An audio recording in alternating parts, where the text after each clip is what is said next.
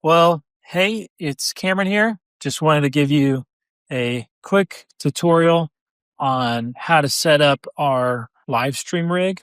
I've got our camera here that we use at both the sites right now, Worthington and Dublin. And then I'm just going to walk you through some of the equipment that we use. I want you to understand the equipment so that way when you're using it, when there's a problem with it, we can kind of talk through what's going on and get better together. So it is going to be a little bit of a longer video. If you are looking for specific parts, I'm going to put chapters in here. You can flip through this video to get to different parts of it. So let's get started. So why do we broadcast? Well, we broadcast because at our sites, right now we only have one service. And so it's really important, even though we don't have the most high-tech equipment, because we're only using one camera and we're streaming it to our computer. It's still important that we're capturing both the worship and the message on Sunday. This is because we believe that the word has the power to change lives, and we want everyone to be able to access that throughout the weeks. Not only that, we have our life groups, our sermon-based life groups. So they operate based on the sermon. And when we can't hear the sermon, maybe we were serving in kids or we were away for a weekend, it makes it really difficult to have some of those conversations that are valuable to our church. So I just want to ask you guys to prioritize this, to make this a part of our workflow, and to really give it our best when we're live streaming. So to start off with, we have our GH5. This is our camera that we're using, and this camera is really reliable. The reason we switched to this one is because it has a full HDMI output. Along with our GH5, the kind of big piece of equipment that we have is our HDMI capture card. Now, this is kind of a cheaper, just USB 3 HDMI capture card.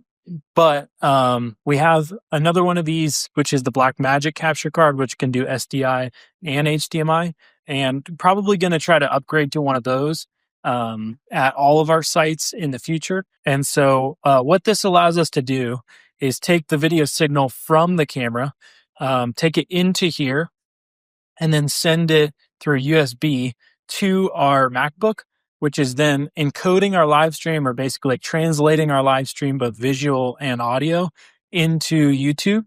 And then we use the encoder to send it out to YouTube. That's how we can live stream. What I want you to understand about this is that this is your capture, this is your input, which is running to your capture card.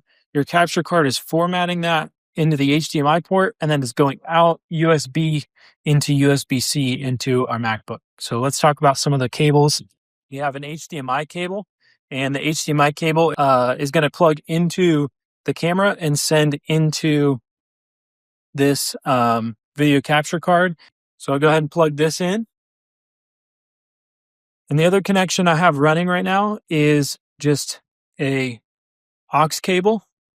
This is going to send audio into our camera. What we use on Sundays is what's called a breakout cable, which has a red and a black tip. And essentially, this part is going to be plugged into the back of the board, and it's going to send an output of all the channels off the board into the camera. So we're sending our audio feed into the camera right now. I'm just sending an iPad. So you just want to make sure that's going to go into the microphone of this camera. One thing I didn't mention is that this camera, we do use a dummy battery, and essentially that's just so that we don't run out of battery during the live stream. So just make sure the dummy battery is plugged in, and then I have consistent power there. Okay, so that is all the equipment that you need to run a live stream. So now we're going to take our video capture card, the audio that's going into our camera, and we're going to plug in our USB into the video capture card, and then send USB-C to our computer. So now that you've plugged everything in correctly, you've got your camera with audio sending to it, into your capture card and then going into the computer, I want to talk to you about a new way that we're going to be utilizing Livestream actually through ProPresenter. So ProPresenter actually has the ability to receive a video signal and to encode it as a presentation to YouTube. And we can do this simultaneously with the other things, the other elements we're using ProPresenter for in our service if we set it up correctly. So I want to show you from the start how to set this up and then what it's going to look like week to week. When you first get into ProPresenter, I've redesigned our preview page to have a look where you can see both a main display on the top and a live stream display on the bottom. That way, just from a glance, you can make sure that the live stream is sending. You can also see on this right side where you can see the audio peaking that I'm already receiving audio from the board. Now, once this is set up one time, you shouldn't need to do this over and over and over. It should just be plug in your camera and then you go to ProPresenter and you pull it up. And as soon as you start working through the service, the camera should come up. But just in case it doesn't, I want to show you exactly how I set it up and how you can go back, kind of reverse engineer it and reset it up if it fails. So we're going to click on settings and it's going to give us the settings that looks a little bit like the MacBook computer settings, which is kind of nice. Then we're going to go to inputs. And from inputs, you can already see that it is capturing something. What we want to do is change that to our capture card, which I've already set up here, but just let's go ahead and delete it for now. And we'll set up a new device. So you hit plus, and then right here, it says USB 3 video. We're going to go ahead and choose that one. We're going to do 1080 at 60 frames. And there is our video signal. Just comes up right away. It's awesome. I'm going to name this GH5 because that's the name of the camera. So I'm also going to connect now an audio source to this. So I'm going to go to audio source and then find the USB 3 digital audio. And I'm going to choose that. And just to double check, want to make sure the routing is correct. I click routing and I want to make sure this one is going through 3 and 4. I'll kind of talk about why here in a second. Next, I went ahead and just did a redundancy. So I want to do that same camera audio again, route it through 3 and 4. So that way, when we play a video or we play music through the laptop, we're going to get a signal that's routed separately with the video feed. We'll get the announcement video audio separate from the audio that's sending from, let's say, the board. Okay, so now we're going to go through our service slides. And what we should see is that our live stream video begins right as our worship template slide begins. So here's the pre-service slide, and you'll see in the main display and the live stream display, they're the same. And that just means the live stream is seeing the same thing as what they're seeing on the screens in the room. And then when we get to countdown, it should be the same. And then once we go to the worship template, it should split. So now we're going to get the main display getting a worship background, and then the live stream display is going to get the live stream. And I actually can embed lower thirds onto this as well. So kind of a huge step forward in our live stream game at our sites.